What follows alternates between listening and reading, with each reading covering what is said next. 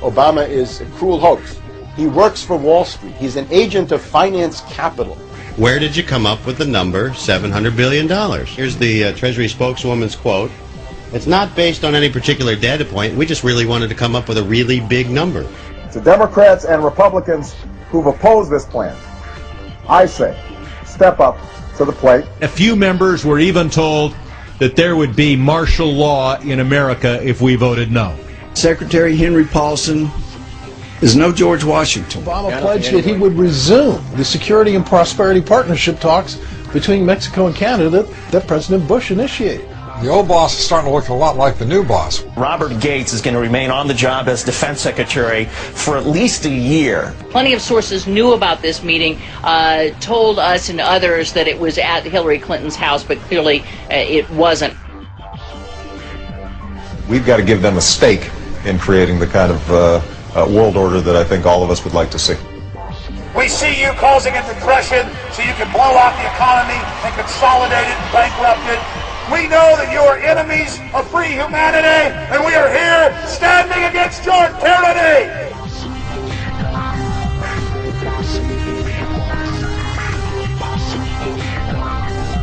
The Obama deception. The truth strikes back.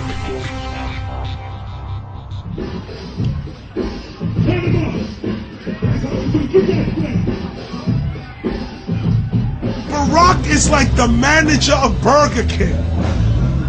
All presidents are, including Bush. It's like this. When your fries are cold, if your burger is not done right, you go back to Burger King, America, or your government, and you say, my burger's cold. I want new fries. First, you go to the cashier. That's the courts. You argue to the courts. The courts, if you can't get no justice with the cashier, you say, let me see the manager. I want to go to the Supreme Court. I want to see the president. The manager comes out.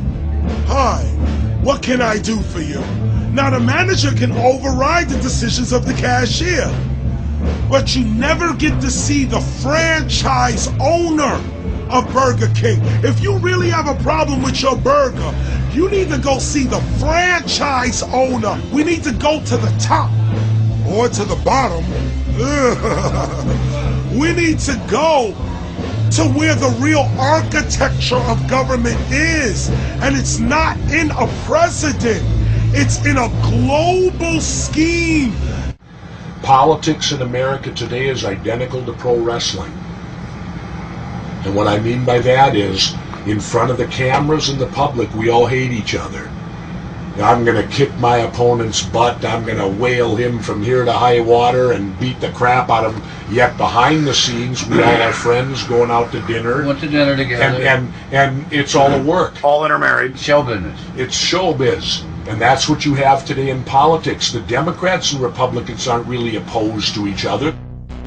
Left and right mean nothing. The only thing that counts is, are you working for Wall Street or are you trying to defend the people against the financiers?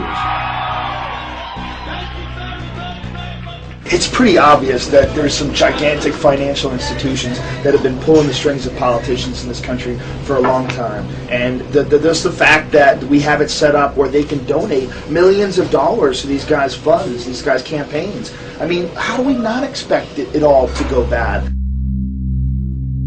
America in 2009 was desperate for change.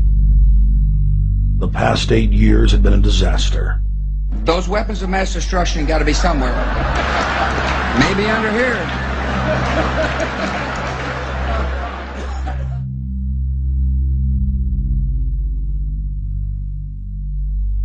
George W. Bush, who had claimed to be a conservative, had tripled the size of the federal government, shredded the Constitution, and destroyed the image of the United States worldwide. Nope, no weapons over there. Endless wars, over 1 million dead Iraqis, and more than 5,000 dead U.S. troops. The Patriot Act, warrantless domestic wiretapping and spying, the end of posse comitatus, the rise of the treasonous North American Union,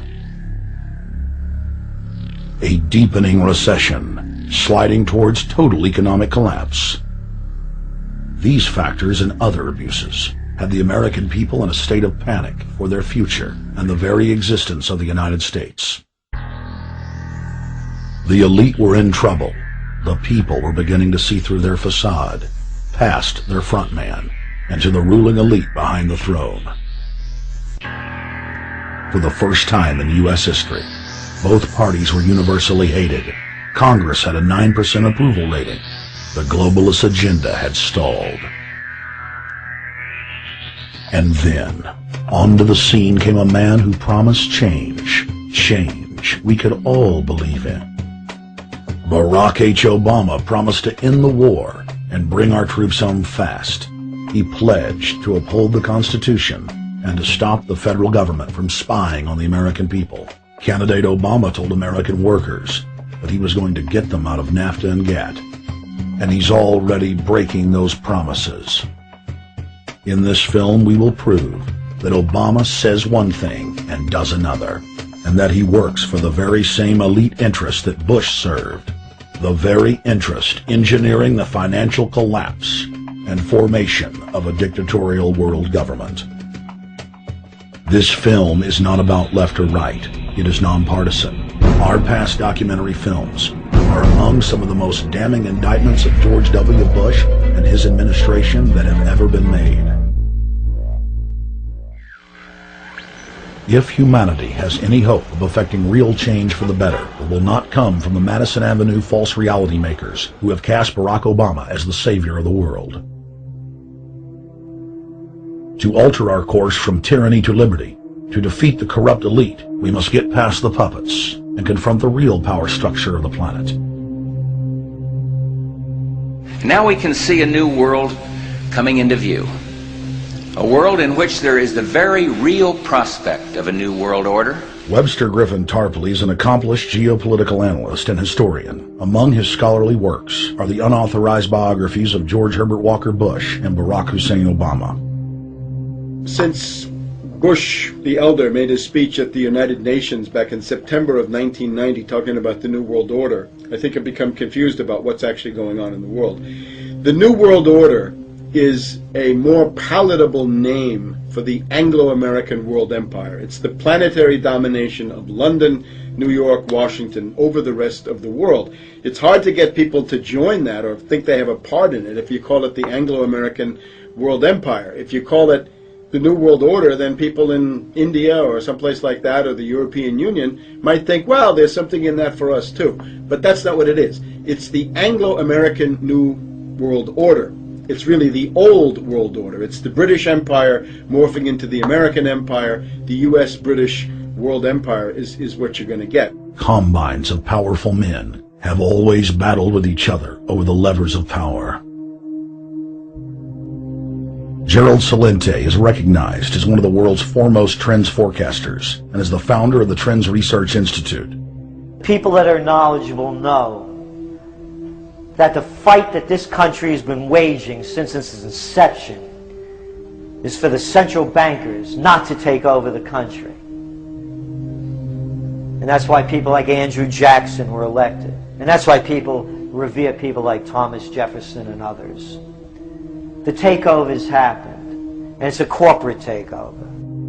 Agents of the Bank of England attempted to assassinate President Andrew Jackson on multiple occasions because of his resistance against a private central bank being set up in the United States. And it was something that Abraham Lincoln warned. And this is, by the way, why I believe he was assassinated. This is the Lincoln quote. The money powers prey upon the nation in times of peace and conspire against it in times of adversity. It is more despotic than monarchy, more insolent than autocracy, more selfish than bureaucracy. I see in the near future a crisis approaching that unnerves me and causes me to tremble for the safety of my country.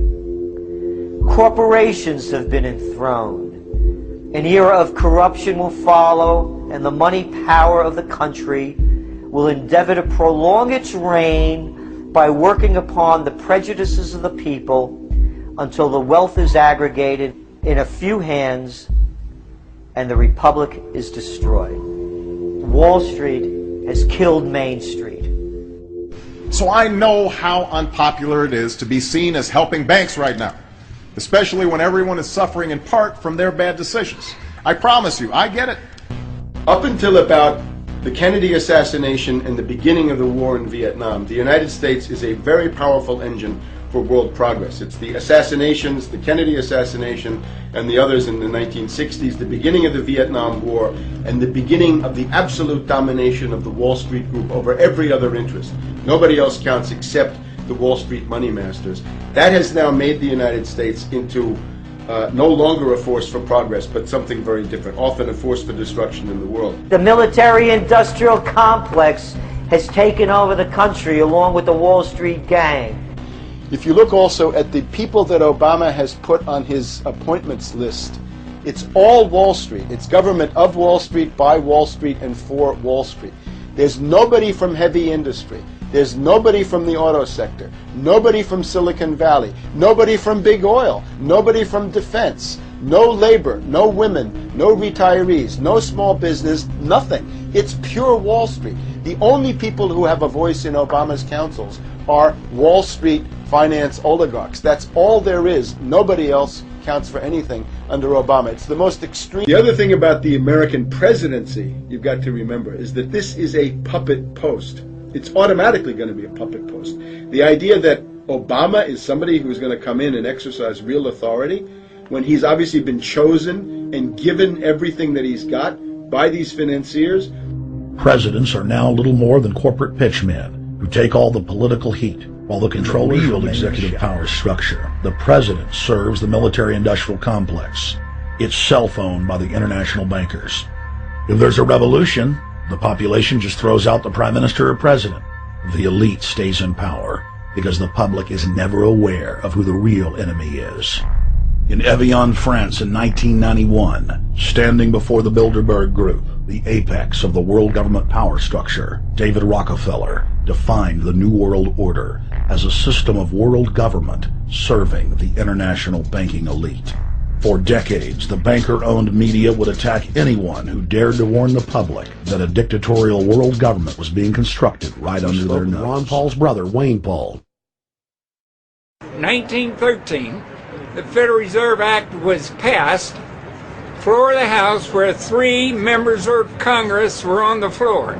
At that time, they only needed a majority of votes to pass it. So in 1913, the Federal Reserve Act was passed. 20 years later, 1933, under Roosevelt, the United States was declared bankrupt. And in 1933, the Federal Reserve private bank says, okay, USA, what are you going to pledge as collateral on the debt you owe me? What happened by 1936? Does anybody know? We instituted Social Security system, and you and I and our children and our children's children were pledged as collateral on the debt of our government to the Federal Reserve. And that's where we're at today. It took 20 years to make this country bankrupt, and since then, our government has operated under emergency powers of our government. It is not the president that makes the decision in this country. It's the Secretary of Treasury who turns around and is put in there by the Federal Reserve to manage the bankruptcy. We've been in bankruptcy ever since. So to print $700 billion and to give it away, how do they get away with it? The manager of the bankruptcy is told by the Federal Reserve this is the way to go. Consolidated, bankrupted. We know that you are enemies of free humanity, and we are here standing against your tyranny.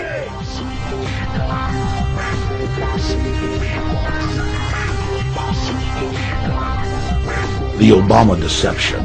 The truth strikes back.